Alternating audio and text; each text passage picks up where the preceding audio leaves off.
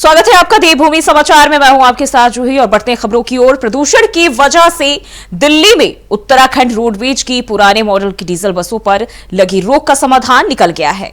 Uttarakhand roadways को अब 200 नई बसें मिलेंगी। रोडवेज को BS6 मॉडल की 100 नई बसें खरीदने को मंजूरी मिल गई है।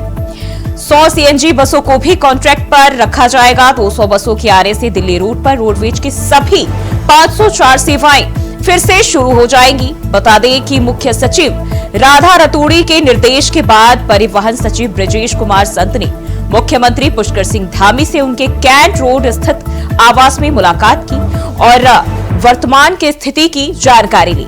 मुख्यमंत्री के निर्देश पर मुख्य सचिव राधा रतूड़ी, प्रमुख सचिव और परिवहन सचिव ने बैठक कर हालात पर चर्चा की। बैठक में रोडवेज बोर्ड ने कई महीने पहले पारित 175 बसों की खरीद के प्रस्ताव पर चर्चा की। आपको बता दें कि वर्तमान में दिल्ली रूट पर रोडवेज की 504 सेवाएं चलती है। दिल्ली में प्रदूषण बढ़ने की वजह से पुराने मॉडल की डीजल बसों पर रोक लग चुकी है।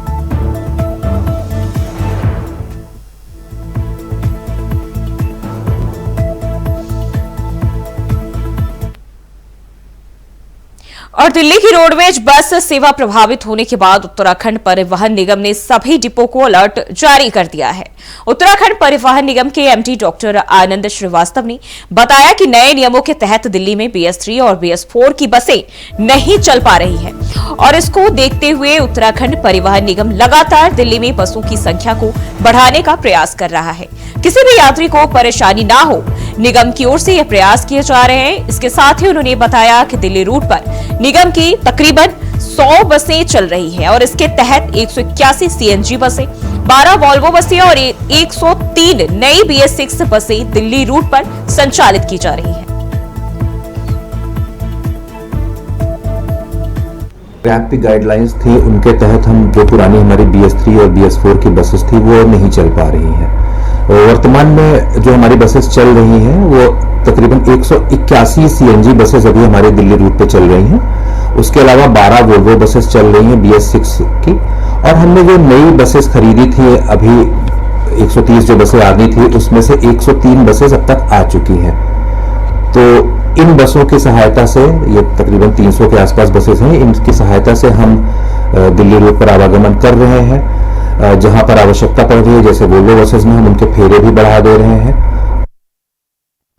केदारनाथ विधानसभा के उपचुनाव में हुए मतदान को लेकर अब सियासी दल अपनी हार जीत के कई मायने निकाल रहे हैं। उपचुनाव में मतदान का प्रतिशत 57.64 रहा है, जिसमें अब बीजेपी और कांग्रेस दोनों को टेंशन हो गई है। उत्तराखंड में केदारनाथ उपचुनाव को लेकर सियासत मतदान के बाद भी गर्मी ठंडी नहीं पड़ी है और मतदान का प्रतिशत 57.64 रहा है, जबकि 2022 के विधानसभा चुनाव में मतदान हुआ था और तब इस सीट पर बीजेपी की दिवंगत विधायक शैला रानी रावत जीती थी। मतदान प्रतिशत कम होने के बाद बीजेपी कांग्रेस दोनों अपनी अपनी जीत के दावे कर रही है और एक दूसरे पर आरोप प्रत्यारोप लगा रही है। वहीं कांग्रेस तर्क दे रही है कि मतदान का जो प्रतिशत कम रहा है वह सरकार के विकास कार्यों के प्रति जनता की उदासीनता है।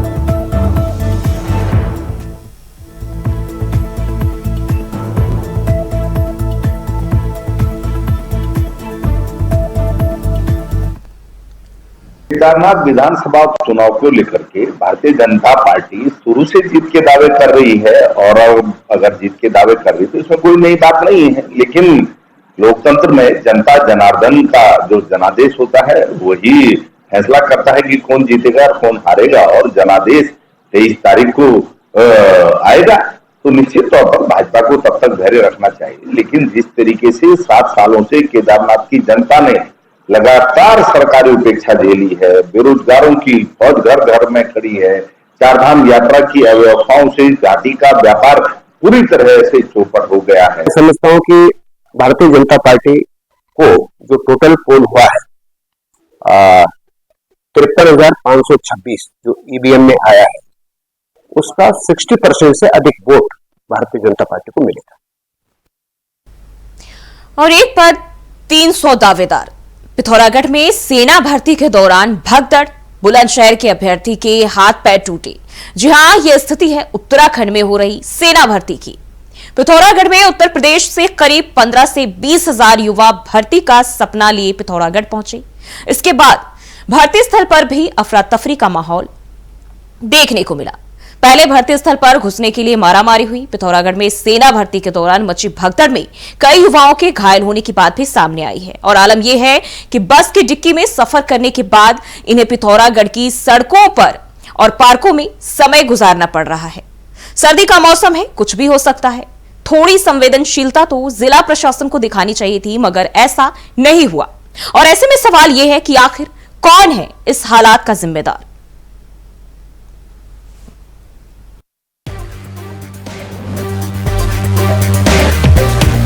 इन अव्यवस्थाओं को देख सवाल खड़ा होता है कि आखिरकार सेना भर्ती में अव्यवस्थाओं के लिए कौन जिम्मेदार है।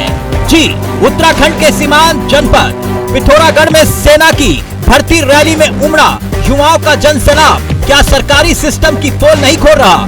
बेरोजगारी देश भर में ताड़का की तरह मुंह खोले हुए है। इसको भी बताने का काम युवाओं की ये भीड़ कर रही है। भर्ती रैली में हजारों की तादाद में आए युवाओं के लिए ना तो कोई व्यवस्था की गई और ना ही इन युवाओं के लिए परिवहन विभाग की कोई तैयारी दिखी। हालात जब बेकाबू होने लगे तो युवाओं पर लाठियां तक भांज दी गई। साफ है, पिथौरागढ़ में भर्ती रैली में किसी को उम्मीद नहीं थी कि बेरोजगार युवाओं की इतनी बड़ी फौज खड़ी हो जाएगी। सेना भर्ती में 117 पदों के लिए भर्ती प्रक्रिया 20 नवंबर से शुरू हुई, जो 26 नवंबर तक चलेगी। लेकिन अभी तक 35,000 से ज्यादा बेरोजगार युवा पिथौरागढ़ पहुंच चुके हैं, जबकि मेजबान राज्य उत्तराखंड का नंबर 22 और 23 नवंबर को आएगा। अभी तक उत्तर प्रदेश से सबसे ज्यादा 20,000 से ज्यादा युवा उत्तराखंड पहुंचने की बात की जा रही है। मध्य प्रदेश और बिहार से भी हजारों की संख्या में बेरोजगार युवा सेना में भर्ती के लिए मन में सपना लिए पिथौरागढ़ पहुंचे हुए हैं। लेकिन युवा भर्ती की उम्मीद में अपनी जान जोखिम में डालकर सफर तय करने को मजबूर है। युवाओं का वीडियो सोशल मीडिया पर लगातार वायरल हो रहा है। उत्तराखंड में परिवहन विभाग और जिला प्रशासन की पोल खोल रहे हैं ये वीडियो। आप देख सकते हैं कि कैसे नियमों को ताक पर रखकर ज्यादा सवारी बिठाई जा रही है, यानी किसी बड़ी दुर्घटना को न्योता दिया जा रहा है। ऐसे में अगर कोई हादसा होता है तो फिर इसका जिम्मेदार कौन होगा? अव्यवस्थाओं का आलम ये रहा कि जब बेकाबू भीड़ ने सेना के भर्ती गेट को तोड़कर अंदर आने की कोशिश की, उनके ऊपर लाठी चार्ज कर दिया गया, जिसमें घायल हुए 2 युवाओं को जिस एम्बुलेंस से अस्पताल ले जाया जा रहा था, वो एम्बुलेंस भीड़ में फंस गई और लगभग 1 घंटे देरी से एम्बुलेंस अस्पताल पहुंची, जबकि महज चंद मिनटों का ये सफर था। अब भर्ती रैली को लेकर सियासत भी हो रही है। कांग्रेस वार कर रही है तो बीजेपी डिफेंसिव हो रही है। एक और सरकार कह रही कि राज्य में बेरोजगारी है ही नहीं है, बेरोजगारी के लिए लगातार विपक्ष झूठे आंदोलन कर रहा है, झूठे दावे कर रहा है। और दूसरी ओर आपने देखा पिथौरागढ़ में जिस तरीके से बेरोजगारों का जन सैलाब उमड़ा, कई किलोमीटर दूर तक केवल बेरोजगार दिखाई दे रहे थे। कहीं भी व्यवस्थाएं नहीं थी। बेरोजगारों को बहुत सारी परेशानियों का सामना यातायात के लिए, रहने के लिए, खाने के लिए करना पड़ा। और इस जाड़े के मौसम में आखिर सरकार किस कुंभकर्णी निद्रा में सो रही है, किस हादसे का इंतजार कर रही है? जबकि अभी अल्मोड़ा में कितना बड़ा सड़क हादसा हुआ, ये किसी से छुपा हुआ नहीं है। तो ये सीधे सीधे सिस्टम की लापरवाही है। देखिए, सरकार के संज्ञान में यह अब आप देखिए, जैसे अचानक अगर कोई भर्ती में अगर बहुत ज्यादा सैलाब चला है तो उसको व्यवस्थित करने में समय लगता है। क्योंकि पहले से ये आंकड़े उम्मीद तो नहीं थी कितना आ जाएगा, लेकिन अब ये सरकार के उसमें आया, सरकार इस पर गंभीरता से काम कर रही है किससे पूरे मामले को व्यवस्थित किया जाए। नहीं, इसका मतलब बेरोजगारी ज्यादा है, इतनी भीड़ है। देखिए, पॉपुलेशन बढ़ रही है तो नेचुरली बेरोजगारी बढ़ेगी।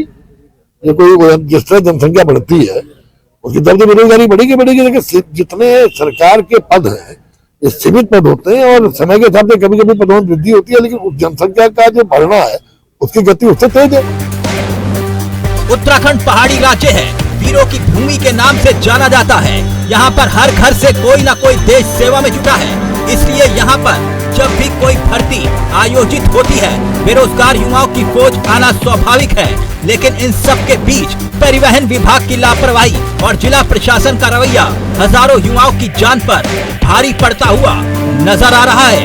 ऐसे में सवाल ये कि इन अव्यवस्थाओं का जिम्मेदार कौन? अभय कैंतुरा, इंडिया वॉइस, देहरादून।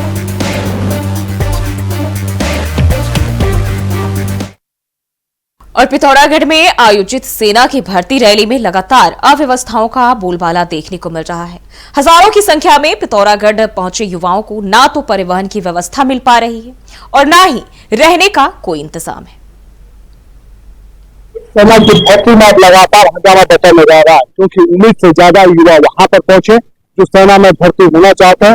उनकी संख्या इस समय कह सकते हैं 35,000 का आंकड़ा पार कर चुकी है, जबकि ये भर्ती 117 पदों के लिए यहाँ पर हो रही है। जिस प्रकार से वहां पर अव्यवस्थाओं का आलम है, तो ऐसा समझा जा सकता है कि जिला प्रशासन के लिए मुश्किलें लगातार खड़ी हो रही है और यही वजह है कि अब प्रशासन के जो हाथ पांव फूटे नजर आ रहे हैं, लगातार व्यवस्थाओं को चाक चरण करने में जुटे हैं। लेकिन जो अभी तक के हालात यहाँ पर है, तो ऐसा समझा जा सकता है कि बेरोजगार युवाओं की फौज जो भर्ती के लिए यहाँ पर आई है, उनको व्यवस्थित करना बड़ी टेढ़ी खींच साबित यहाँ पर नजर आ रहा है। जिस प्रकार से लाठीचार्ज यहाँ पर है, तो ऐसे में और हालात बेकाबू होते हुए नजर आ रहे हैं। जिला प्रशासन और परिवहन विभाग दोनों ही इस समय बेचार से लाचार से वहां पर नजर आ रहे हैं। ऐसे में बड़ी घटना वहां पर घट सकती है अगर सही समय पर सही से इतना किया गया।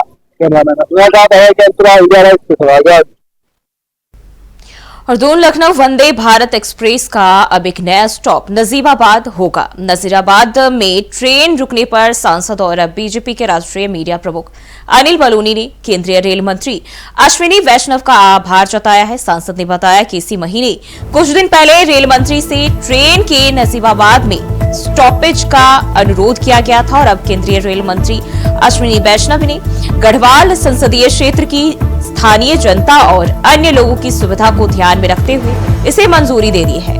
आगे सांसद ने कहा कि स्टॉपेज होने से लखनऊ और उसके आसपास जाने वाले स्थानीय यात्रियों को काफी सुविधा होगी।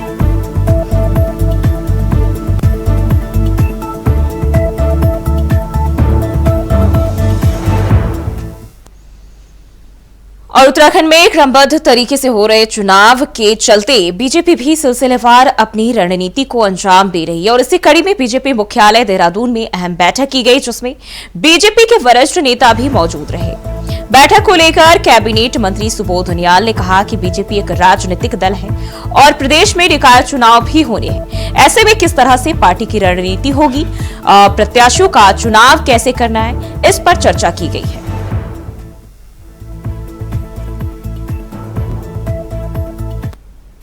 भारतीय जनता पार्टी और निकाय चुनाव होने राज्य में होने हैं, किस तरह से निकाय चुनाव लड़े जाए, जीतने की क्या रणनीति है, उसको लेकर चर्चा हुई। और नगर पालिका परिषद के दो कर्मचारियों के बीच छिड़ी जंग अब विकराल रूप धारण कर चुकी है। इस जंग के दौरान अब नगर पालिका परिषद के कर्मचारी कमलदीप को उस समय भारी विरोध का सामना करना पड़ा, जब उस पर लिखाए गए मुकदमे के बाद उसकी तरफ से भी पुलिस ने मुकदमा दर्ज कर लिया, जिसके विरोध में समस्त पालिका कर्मी कमलदीप के खिलाफ लामबंद होकर नगर पालिका के बाहर अनिश्चितकालीन धरने पर बैठ गए। कर्मचारियों का कहना है कि पुलिस ने कमलदीप की तहरीर पर 10 दिन के बाद तहरीर दर्ज की, जो कि बिल्कुल गलत है और जब तक उन पर लिखा मुकदमा वापस नहीं होगा तब तक वह हड़ताल पर बैठे रहेंगे। जो है हमारे खिलाफ कर्मचारियों के पुलिस द्वारा फर्जी मुकदमे दर्ज कराने के कारण की गई है और हमारे वरिष्ठ सहायक हैं कमलदीप, उनके द्वारा जो है हमारे कर्मचारी संजय कुमार दफ्तरी के साथ झगड़ा किया गया, मारपीट की गई, जिसकी सीसीटीवी रिकॉर्डिंग भी है। उनका कुछ झगड़ा था जिसकी तहरीर पुलिस थाने में दी गई अधिशासी अधिकारी के द्वारा और उनके ऊपर जो है श्री कमलदीप के मुकदमा दर्ज कराया गया। उसके 7-8 दिन बाद अचानक फर्जी तरीके से कर्मचारियों के 4 कर्मचारियों के खिलाफ पुलिस द्वारा मुकदमे दर्ज किए गए। आपसी मामला था, लड़ाई झगड़ा हुआ था 7 तारीख को, उसमें लेन देन का मामला था इनका, तो फिर गाली गलौच हुई आपस में और इनके द्वारा जो है कमलदीप द्वारा संजय कुमार है हमारा दफ्तरी, उन पे मतलब डंडा लेकर वार किया गया पीछे से, तो उसका सीसीटीवी कैमरे में सब कुछ है। पुलिस ने उसकी जांच भी की आके और उसके बाद उनके खिलाफ मुकदमा दर्ज हो गया था।